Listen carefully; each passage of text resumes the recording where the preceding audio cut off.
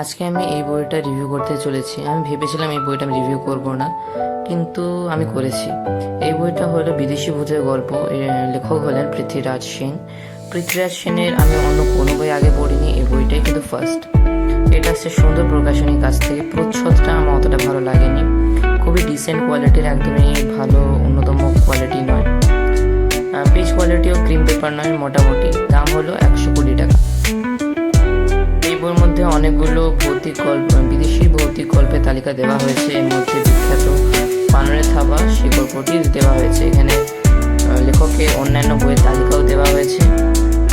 যদি বলি ইলাস্ট্রেশনের ব্যাপারে, তো ইলাস্ট্রেশন একদমই ভালো নেই, কোনো শিহরণ জাগানোর মতো ইলাস্ট্রেশন পাচ্ছ না। আর আমি এই বইটা তোমাদের তখনই রেকমেন্ড করবো যদি তোমরা বিদেশি সাহিত্য বা ভৌতিক গল্প আগে বেশি পড়োনি। ফার্স্ট টাইম যদি বিদেশি ভৌতিক গল্প পড়তে চাও তবেই কিন্তু এই বইটা ভালো লাগবে তোমাদের, নাহলে